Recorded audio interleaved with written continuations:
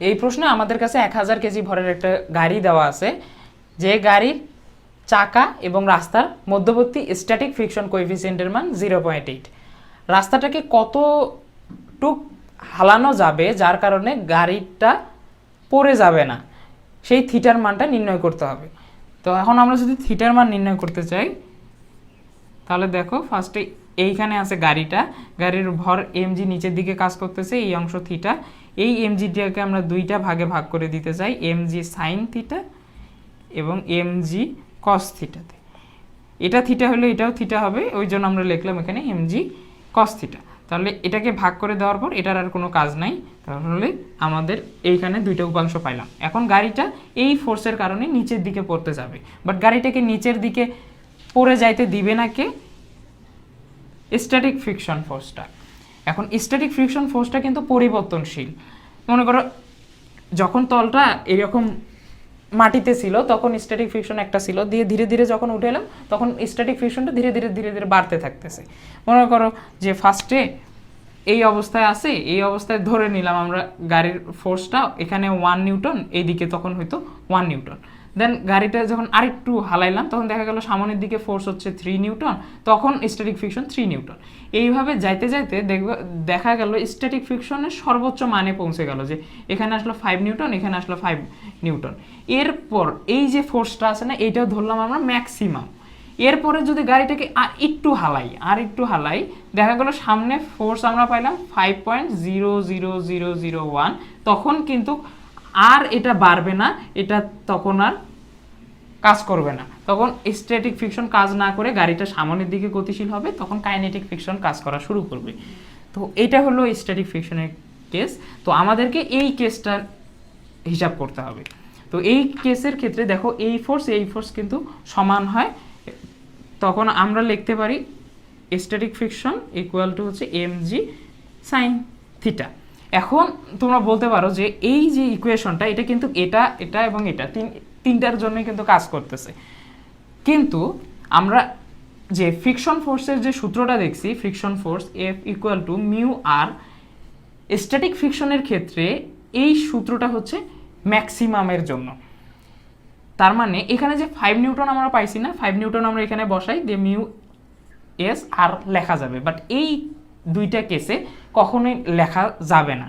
তো সর্বোচ্চ মানের ক্ষেত্রে এই সূত্রটা ভ্যালিড করে। তাহলে আমরা লিখতে পারি mu s r equal to m g sine theta. এখন মিউ এস 0.8 দেওয়া আছে এবং আর মানে হচ্ছে প্রতিক্রিয়া বলটা হচ্ছে এই ফোর্সটা, এটা উপরের দিকে আর ফোর্স ক্রিয়েট করতেছে। এখন এটা হবে MG cos theta equal to MG sine theta, MG cancel, এখান থেকে দেখো কস এখানে নিয়ে আসলাম, তাহলে tan theta is equal two 0.8, তাহলে theta is equal two tan inverse 0.8। এটা যদি হিসাব করি 38.66 ডিগ্রি, এটাই হইতেছে আমাদের এর অ্যান্সার। এই প্রশ্নে আমাদের কাছে একটা নিরেট গোলক দেওয়া আছে যার ভর 400 কেজি এবং ব্যাসার্ধ হচ্ছে 1 মিটার। এই গোলকটা ঘুরতে ঘুরতে সামনের দিকে যাচ্ছে, সামনের দিকে যাওয়ার বেগ 2 মিটার পার সেকেন্ড। আমাদেরকে মোট গতিশক্তিটা নির্ণয় করতে হবে। দেখো মোট গতিশক্তি আমরা লিখতে পারি এই বস্তুর ক্ষেত্রে, এই বস্তুটা যেহেতু সামনের দিকে আগাচ্ছে, সামনের দিকে যাওয়ার ক্ষেত্রে ধরলাম গতিশক্তি ইকে প্লাস একই সাথে বস্তুটা কিন্তু ঘুরতেছে, তাহলে ঘোরার জন্য যে গতিশক্তি সেটা লিখলাম ই আর। তাহলে সামনের দিকে যাওয়ার জন্য গতিশক্তিটাকে আমরা লিখতে পারি half m v square plus ঘোরার জন্য যে শক্তি ব্যয় হয় সেটা হচ্ছে হাফ আই ওমেগা স্কোয়ার। তো এই দুইটা সমষ্টি করলে আমরা মোট গতিশক্তিটা পাওয়া যাব। তাহলে হাফ এম ভি স্কোয়ার, দেখো এটাকে একটু ক্যালকুলেশন করে নিই। হাফ আই হচ্ছে জড়তার ভ্রামক, একটা নিরেট গোলকের ক্ষেত্রে আমরা জানি জড়তার ভ্রামক 2/5 এম আর স্কোয়ার হয়, আর ওমেগা সমান সমান আমরা লিখতে পারি ভি বাই আর, তাহলে এখানে লিখতে পারি v square by r square, r square cancel হয়ে যাবে, এখান থেকে হাফ এম ভি স্কোয়ার যদি কমন নেই তাহলে পাই হাফ বাই 1 প্লাস 2/5, তাহলে এটা যদি ক্যালকুলেশন করি তাহলে দেখো 7/5, এতটুকু ক্যালকুলেশন করলে হাফ এম ভি স্কোয়ার 7/5, তাহলে 7/10 এম ভি স্কোয়ার। এখন মানটা গুলা বসাই দিই, 7 ভর হচ্ছে 400, ভি হচ্ছে 2, তার উপর স্কোয়ার। এটা ক্যালকুলেশন করলে 1120 জুল আমরা পাবো। প্রতি সেকেন্ডে 6 বার ঘূর্ণনরত একটি চাকার কৌণিক ত্বরণ 4 রেডিয়ান পার সেকেন্ড। চাকাটি 26 রিভলভ পার সেকেন্ড কৌণিক বেগ অর্জন করতে হলে কতবার ঘুরতে হবে, কত সময় লাগবে? তো ফার্স্টে বলছে কৌণিক ত্বরণ দেওয়া আছে হচ্ছে 4 রেডিয়ান পার সেকেন্ড। আমার আদি বেগ ছিল 6 বার করে প্রতি সেকেন্ডে, তার মানে 6 বার করে প্রতি সেকেন্ডে 6 বার করে ঘুরছে। 6 বার করে ঘোরা মানে কি, একবার ঘুরলে টোয়াইস পাই অতিক্রম হয়, আরেকবার ঘুরলে আরও টোয়াইস পাই অ্যাড হয়। তাহলে আমরা কি বলতে পারি, 6 × 2 পাই এত রেডিয়ান পার সেকেন্ড তার আদি বেগ ছিল। চাকাটি শেষ বেগ কত হইতে হবে, 26 রিভলভ পার সেকেন্ড, তার মানে রেডিয়ানে প্রকাশ করলে 2 পাই দিয়ে গুণ দিব, রেডিয়ান পার সেকেন্ড এত হইতে হবে। তো এই আদি বেগ থেকে শেষ বেগে যাইতে হলে তাকে কতবার ঘুরতে হবে সেটা প্রথম প্রশ্নে বলছে, এবং এই যে ঘুরতে সময় ব্যয় হবে এই সময়ের মানটা কত। তাহলে এটা যদি আমরা বের করতে চাই তাহলে আমরা এই ফর্মুলাটা ইউজ করি, ওমেগা স্কোয়ার, ওমেগা ইনিশিয়ালের উপর স্কোয়ার 2 আলফা থিটা। এখানে দেখো যে থিটাটা পাবো সেটা হচ্ছে কত কোণ অতিক্রম করছে সেটা পাবো। একবার ঘুরলে টোয়াইস পাই, তারপরে হচ্ছে 4 পাই, এরপর 6 পাই।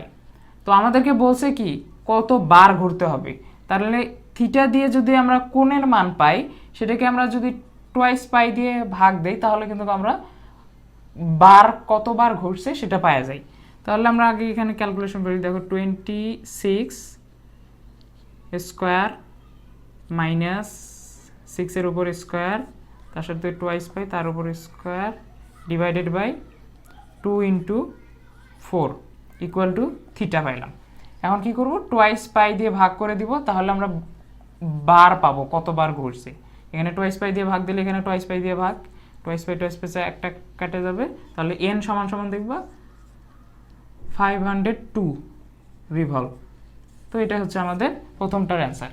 এখন হচ্ছে কত সময় লাগবে, তো আমরা তো এই ফর্মুলাটা জানি, শেষ কৌণিক বেগ ইকুয়াল টু আদি কৌণিক বেগ প্লাস আলফা ইন্টু টি। শেষ কত, 26 ইন্টু টোয়াইস পাই মাইনাস হবে 6 ইন্টু টোয়াইস পাই ডিভাইডেড হবে 4 ইকুয়াল টু টি। তাহলে আমরা লিখি এখান থেকে যদি বিয়োগ দিই 20 divided by 4 into twice pi equal to t, t equal to 5 10 pi, তাহলে t is equal to 31.4 second. তো এটাই হইতেছে আমাদের সেকেন্ডের অ্যান্সার। এই প্রশ্নে আমাদেরকে 3টা বস্তুর কথা বলা আছে যাদের ভর হচ্ছে 3, 4 এবং 5 একক করে, এবং এদের অবস্থানের কোঅর্ডিনেটগুলো দেওয়া আছে। আমাদেরকে জেড অক্ষের সাপেক্ষে জড়তার ভ্রামক এবং চক্রগতির ব্যাসার্ধ নির্ণয় করতে হবে। তো আমরা জানি জড়তার ভ্রামক ইজ ইকুয়াল টু m/r²। এখানে 3টা বস্তুর কথা বলছে, তাহলে আমরা প্রত্যেকটার আলাদা আলাদাভাবে জড়তার ভ্রামক বের করব, তারপরে সেগুলোকে যোগ করে দিব। যোগ করে আমরা জড়তার ভ্রামক পাবো। জড়তার ভ্রামক সমান সমান আমরা জানি m/k²। m হচ্ছে টোটাল ভর, i হচ্ছে জড়তার ভ্রামক, এখান থেকে আমরা k চক্রগতির ব্যাসার্ধ বের করে ফেলতে পারবো। তো আমরা প্রথমে দেখি যে কোনো একটার আমরা জড়তার ভ্রামক কিভাবে বের করব। দেখো বস্তুটা ঘুরতেছে হচ্ছে জেড অক্ষের সাপেক্ষে।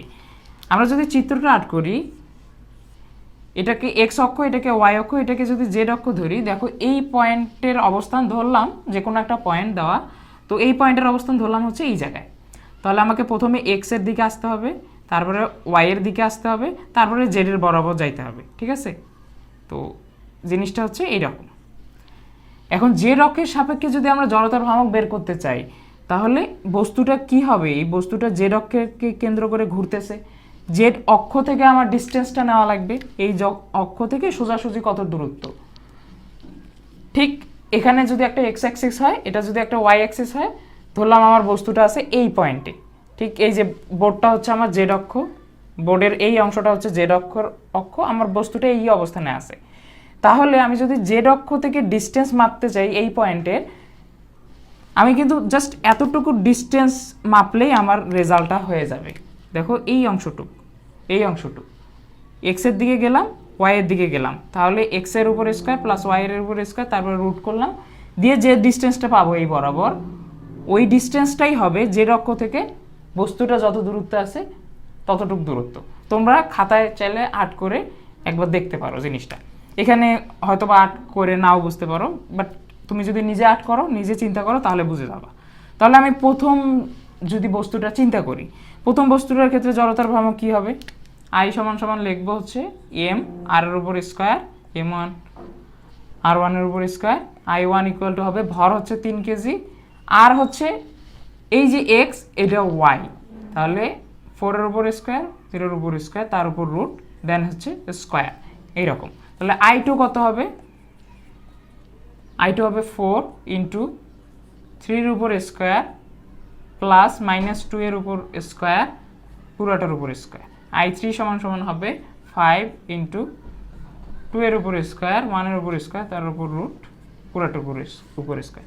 এটা যদি যোগ করো এই তিনটা, তাহলে তুমি দেখবা তোমার রেজাল্ট 125 কেজি মিটার স্কোয়ার, এই রেজাল্টটা চলে আসবে। এরপরে দেখো চক্রগতির ব্যাসার্ধ জানতে চাইছে, তো আমরা জানি কি আই সমান সমান এম কে স্কোয়ার, আই হচ্ছে 125, এম কি, এম হচ্ছে টোটাল ভর, টোটাল ভর কত, 3 কেজি, 4 কেজি এবং 5 কেজি, তাহলে 3, 4 এবং 5 ইকুয়াল টু কে, এদিকে দিব রুট, তাহলে কে ইকুয়াল টু বের হবে 3.227 এত মিটার চক্রগতির ব্যাসার্ধ। তো এটাই হচ্ছে আমাদের অ্যান্সার, এটা একটা, এটা একটা। এখন আমরা এই প্রবলেমটা সলভ করি। একটি মোটর 80 নিউটন মিটার টর্ক উৎপন্ন করে প্রতি সেকেন্ডে 10 বার ঘুরছে, এর ক্ষমতা নির্ণয় করো। তাহলে এখানে টাও ইকুয়াল টু দেওয়া আছে 80 নিউটন মিটার এবং ওমেগা দেখো দেওয়া আছে 10 বার করে ঘুরতেছে প্রতি সেকেন্ডে, তার মানে 10 বার যদি হয় তাহলে এটাকে কোণে রূপান্তর করি, তাহলে এটাই হবে হচ্ছে আমাদের কৌণিক বেগ। ক্ষমতা চাইছে, আমরা ক্ষমতা সমান সমান কি জানি, P equal to tau omega. দেখো আমরা কিন্তু বের করছিলাম P is equal to W by T, এটা থেকে আমরা কোনোভাবে ক্যালকুলেশন করে F S by T F V এইরকম একটা ইকুয়েশন কিন্তু আমরা পাইছিলাম। তাহলে এটাকে একটু মডিফাই করে লিখি, কৌণিক বেগের ক্ষেত্রে এফ সমান সমান লেখা যায় টাও, ভি সমান সমান লেখা যায় ওমেগা। তো এই ইকুয়েশনটাই জাস্ট এখানে লিখছি, সূত্রটা লিখছি এখানে। তো এখন আমরা এটার মান বসাই, 80 ওমেগা হচ্ছে 10 ইন্টু 2 পাই, একক হবে হচ্ছে ওয়াট। তাহলে এটা যদি আমরা ক্যালকুলেশন করি তাহলে আমরা পাই হইতেছে 5026.55 ওয়াট।